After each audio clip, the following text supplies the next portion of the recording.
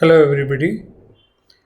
आज हम आपके सिलेबस में क्रोमोसोमल एब्रेशंस के बारे में बात करेंगे। क्रोमोसोमल एब्रेशन का मतलब है कि क्रोमोसोम की स्ट्रक्चर में कोई विसंगति आ जाए, किसी तरीके से उनमें टूट फूट हो जाए, या नॉर्मल क्रोमोसोम का जो स्ट्रक्चर है या उनका नंबर अगर चेंज हो जाता है तो हम उनको क्रोमोसोमल एब्रेशंस बोलते हैं।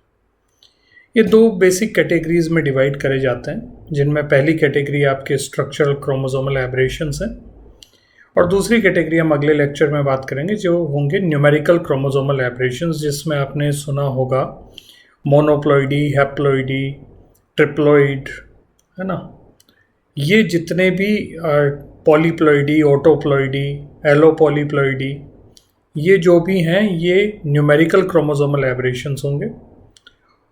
वो हम अगले लेक्चर में बात करेंगे। और अभी हम बात कर रहे हैं स्ट्रक्चरल क्रोमोसोमल एब्रेशंस, जिनमें deletion, chromosomal deletion, chromosomal duplication, insertion और ट्रांसलोकेशन।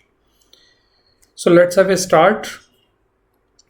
सो सबसे पहले क्रोमोसोमल एब्रेशंस क्या हैं, तो उसमें बहुत सिंपल सी कहानी है कि कोई भी क्रोमोसोम की स्ट्रक्चर या नंबर में अगर बदलाव आता है तो हम उसको क्रोमोसोमल एब्रेशंस बोलते हैं। क्रोमोसोमल चेंजेस भी बोल सकते हैं, क्रोमोसोमल ऑल्टरेशन भी बोल सकते हैं।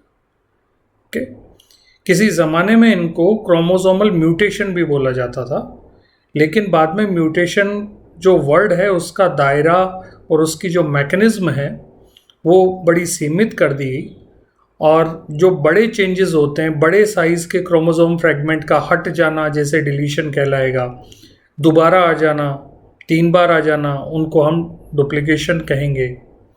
तो इन सभी बड़े जो चेंजेस हैं इनको हम क्रोमोसोमल एब्रेशन कहते हैं। ओके, स्ट्रक्चरल क्रोमोसोम में जो रीअरेंजमेंट होता है, उस रीअरेंजमेंट में उनका जो फिजिकल स्ट्रक्चर है, उस फिजिकल स्ट्रक्चर की बड़ी अहमियत होती है। अगर उसमें कोई बदलाव आ जाता है तो उसकी वजह से काफ़ी सारे प्रॉब्लम्स क्रिएट हो सकते हैं। बर्थ डिफेक्ट्स आ सकते हैं, मेंटल रिटार्डेशन हो सकता है, इनफर्टिलिटी हो सकती है। ठीक है, जैसे आपने नाम सुना होता है डाउन सिंड्रोम, जो कि ट्रांसलोकेशन की वजह से होता है। ठीक है, तो ऐसे कई सारे बदलाव आ जाते हैं। और क्रोमोसोम क्या है? एक डीएनए है जो पूरी की पूरी जेनेटिक इंफॉर्मेशन को स्टोर करता है कि ये इस किसी भी कैंडिडेट में, किसी भी लिविंग ऑर्गेनिज्म में जीने के लिए मेटाबॉलिज्म कैसी होगी, ये कौन तय करता है? Genetic information. और जेनेटिक इंफॉर्मेशन इटसेल्फ, उसका अगर हम सिनोनिम भी कंसिडर करें तो वो क्रोमोसोम है। तो क्रोमोसोम में अगर कोई बदलाव आएगा, उसके स्ट्रक्चर में बदलाव अगर आएगा, तो काफ़ी सारे चेंजेस हमें देखने को मिल सकते हैं। ओके, बेसिकली ये 4 कैटेगरी के होते हैं। ठीक है, deletion, duplication, inversion and translocation. माफ़ कीजिएगा, ट्रांसलोकेशन फोटोग्राफ्स के में थोड़ा सा हाइड हो रहा है, but it's okay, we will see later on.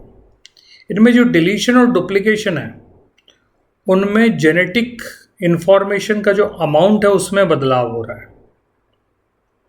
मतलब डुप्लीकेशन में कोई एक क्रोमोसोम का फ्रेगमेंट या जीन 2 बार या 3 बार या मल्टीपल टाइम्स आ सकता है, उस फिनोमेना को हम बोलते हैं डुप्लीकेशन।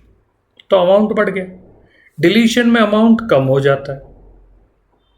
ठीक है, कोई फ्रेगमेंट डिलीट हो गया या कोई जीन डिलीट हो गया किसी क्रोमोसोम के हिस्से से, तो हम उसको डिलीशन बोलते हैं।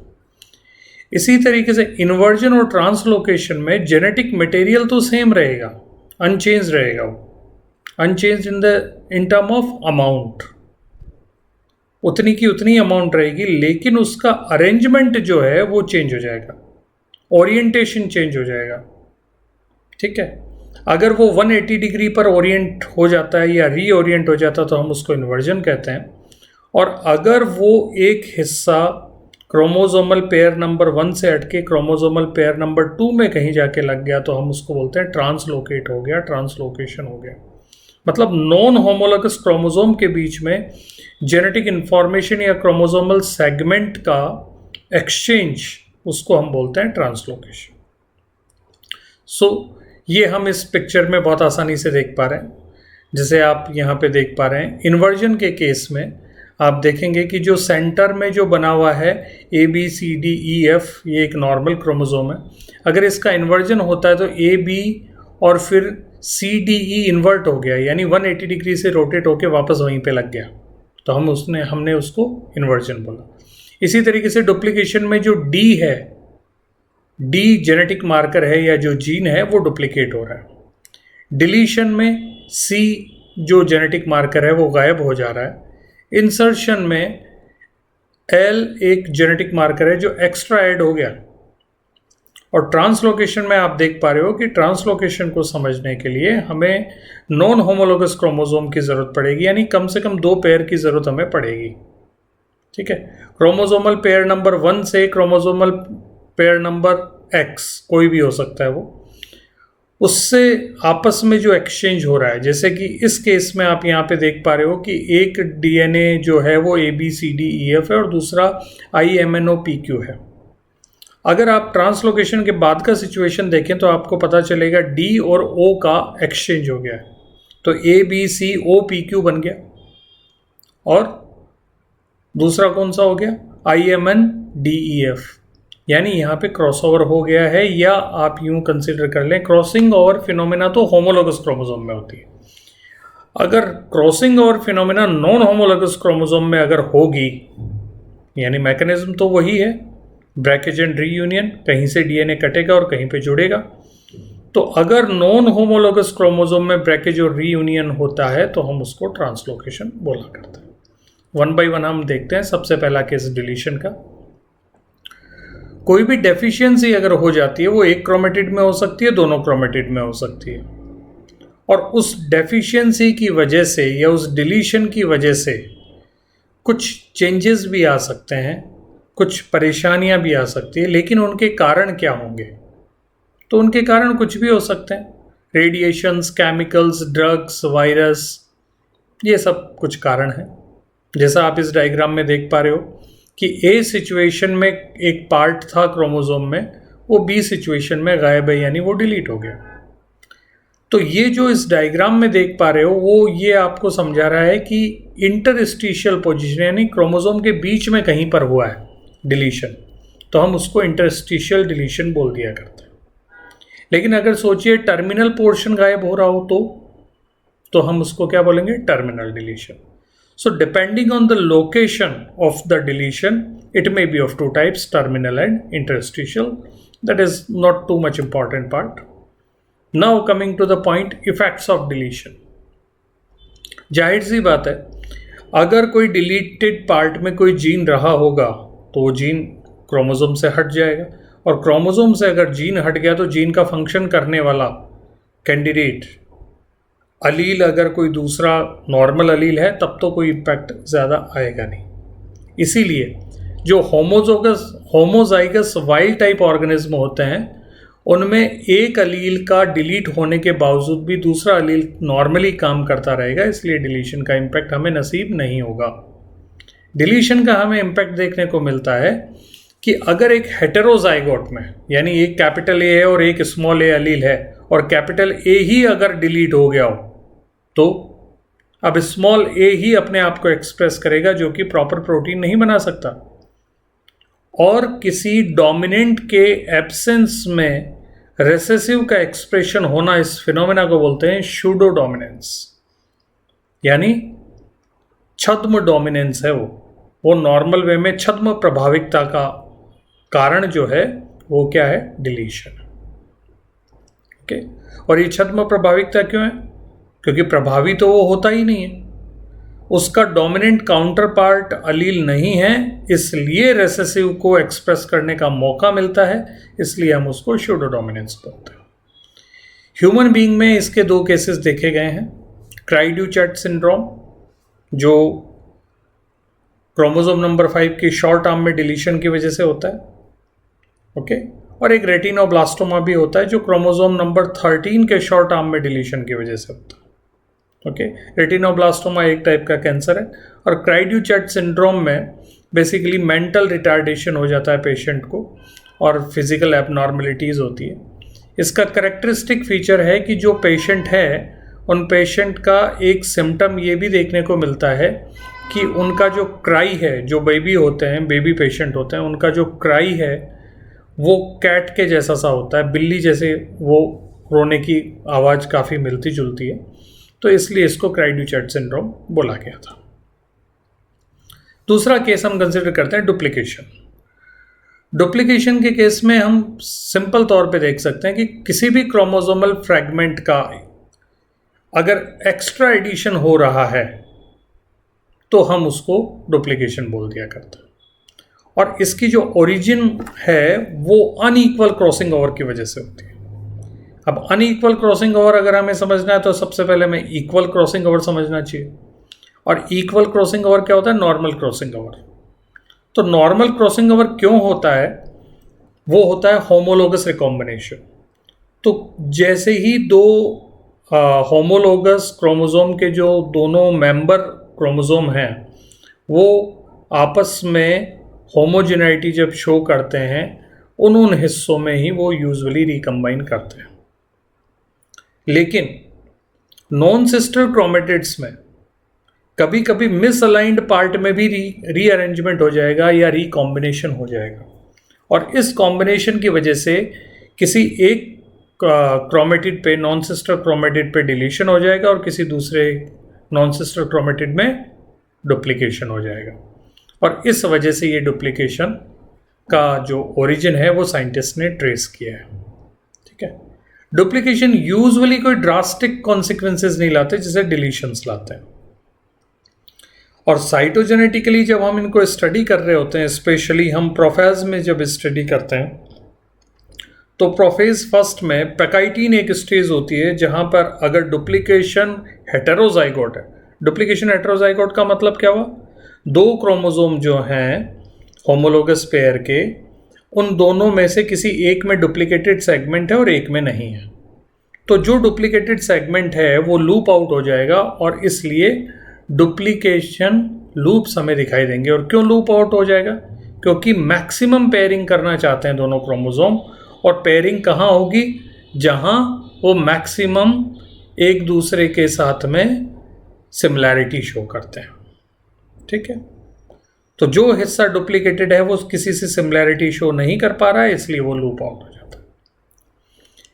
जैसा कि आप यहाँ पे देख पा रहे हो डिफरेंट काइंड्स ऑफ लूप, ये आप यहाँ पे देख पा रहे हो कि ए बी सी डी में से बी और सी डुप्लीकेटेड सेगमेंट है, तो एक बी और सी ने तो पेयर कर लिया है एक दूसरे के साथ, लेकिन दूसरा बी और सी यानी डुप्लीकेटेड सेगमेंट जो था वो लूप आउट हो गया। ठीक है, तो ये बाकी भी लूप उसी तरीके से। अब हम इनको कंसिडर करते हैं कि ये जो डुप्लीकेशंस हैं इनके अलग अलग टाइप्स हो सकते हैं, कि जो डुप्लीकेटेड पार्ट है वो अगर पहले वाले ओरिजिनल पार्ट के बिल्कुल बाद में आ रहा है, लगातार आ रहा है, तो हम उसको टेंडम डुप्लीकेशन बोल देते हैं। रिवर्स टेंडम, वो उसके पास में तो आ रहा है लेकिन रिवर्स ओरिएंटेशन में आ रहा है। For example A B C D E segment का यहाँ पर, स्पेशली डी ई सेगमेंट का यहाँ पे इन्वर्जन हो रहा है और इन्वर्जन के साथ में डुप्लीकेशन हो रहा है, तो D E E D.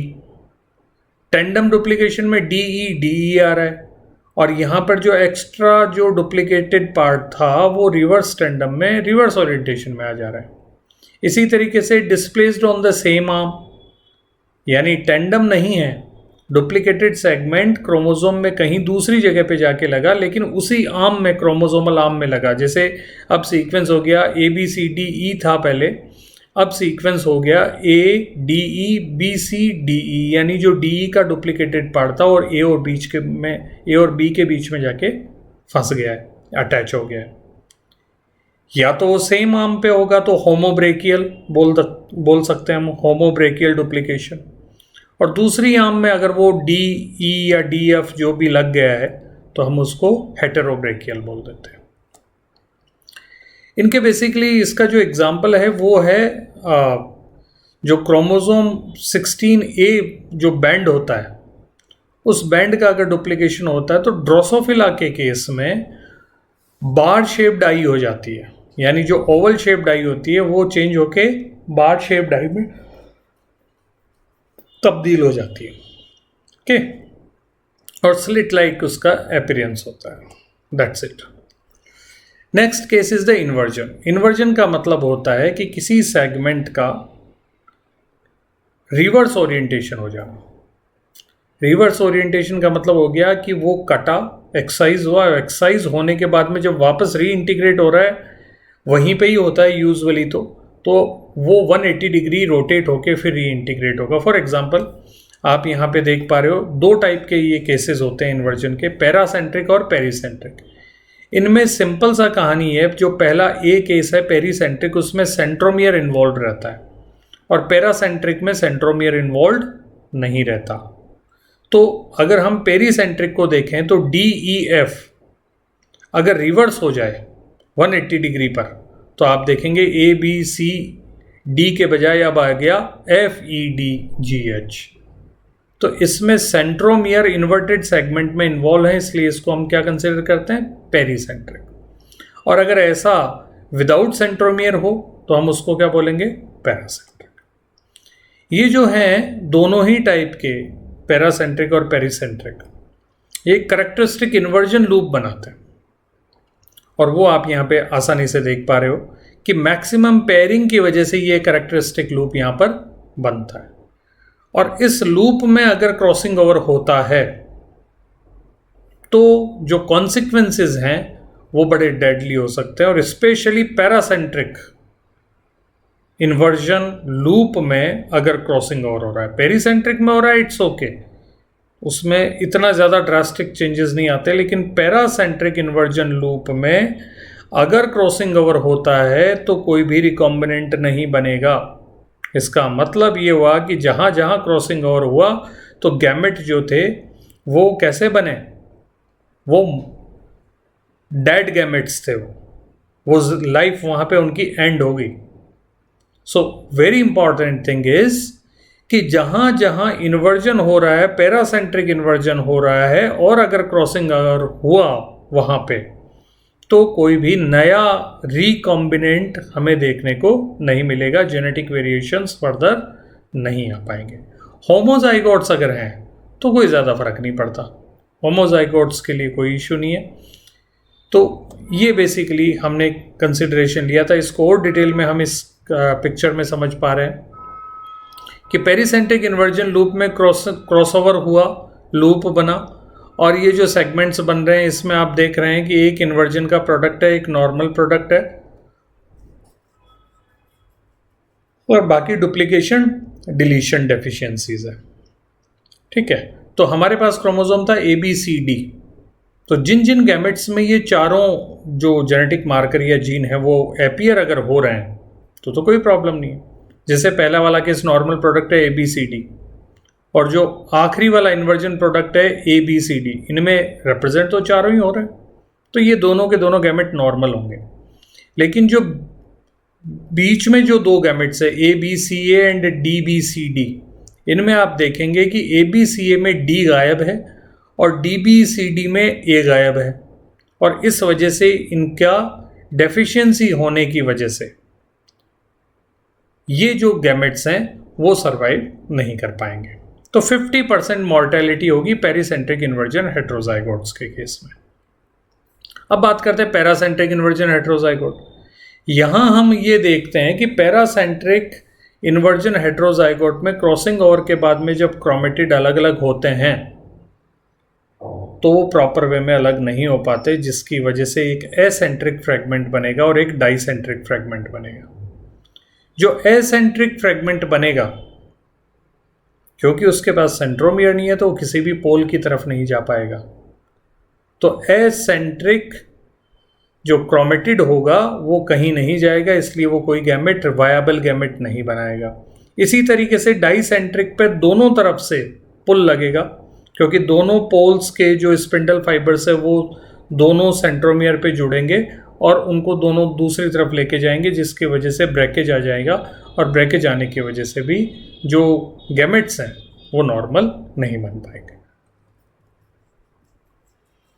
Next and final structural chromosomal aberration is the translocation. जैसा हम यहाँ पे आसानी से देख पा रहे हैं इस डायग्राम में कि ट्रांसलोकेशन को समझने के लिए हमें दो होमोलोगस पेयर्स की जरूरत होगी, मतलब आपस में वो नॉन होमोलोगस एक्सचेंज करने चाहिए। एक पेयर को हमने शो कर रखा है ग्रीन कलर में, दूसरा पर्पल कलर में। अगर इनमें आपस में एक्सचेंज हो जा रहा है, अगर पर्पल का पर्पल में होता तो ट्रांसलोकेशन नहीं था, ग्रीन का ग्रीन में अगर एक्सचेंज होता तो भी ट्रांसलोकेशन नहीं था। ट्रांसलोकेशन के लिए ज़रूरी है कि जो भी पार्ट एक्सचेंज हो रहा है वो नॉन होमोलोगस क्रोमोसोम के बीच में होना चाहिए, उसको हम क्या बोलते हैं? ट्रांसलोकेशन। ये बेसिकली 3 टाइप का होता है, सिंपल, रेसिप्रोकल एंड शिफ्ट। जो रेसिप्रोकल ट्रांसलोकेशन है वो सबसे कॉमन हुआ करता है, और शिफ्ट भी काफ़ी कॉमन होता है। शिफ्ट में भी कोई खास कहानी नहीं है। शिफ्ट में सिंपल आप ऐसे कंसीडर कर सकते हैं जैसे आपने रिकॉम्बिनेंट डीएनए टेक्नोलॉजी पढ़ा है, तो that's a kind of shift. मतलब आप एक क्रोमोसोम के बीच में कहीं से काट के और दूसरा फ्रेगमेंट इंसर्ट कर देते हैं। इसी तरीके से सपोज कर लीजिए क्रोमोसोमल पेयर नंबर 1 है, उसका एक फ्रेगमेंट काटा और क्रोमोसोमल पेयर नंबर 10 के बीच में कहीं पे भी इंसर्ट कर दिया, तो उसको हम क्या बोलते हैं? शिफ्ट बोलते हैं। ठीक है। रेसिप्रोकल के केस में, रेसिप्रोकल में होता है क्रोमोसोमल पेयर नंबर 1 का जो सेगमेंट है वो 10 पे चला गया और 10 का सेगमेंट 1 पे आ गया, आपस में रेसिप्रोसिटी होगी, तो हम उसको क्या बोल देंगे? Reciprocal translocation. तो जाहिर सी बात है, जब इस टाइप का सिचुएशन आता है तो जो मियोसिस होगा, उस मियोसिस से जो गैमेट्स होंगे वो ज़्यादातर वायबल नहीं बनते, कुछ वायबल होंगे, 33% वायबिलिटी रहती है, और बाकी ज़्यादातर केसेस में 1/3 गैमेट ही जिंदा रह पाएंगे, 2/3 गैमेट मारे जाएंगे, क्योंकि उनमें डुप्लीकेशन डेफिशिएंसी होगा, जैसा हमने अभी इन्वर्जन लूप में देखा था। Thank you so much. Stay home, stay blessed.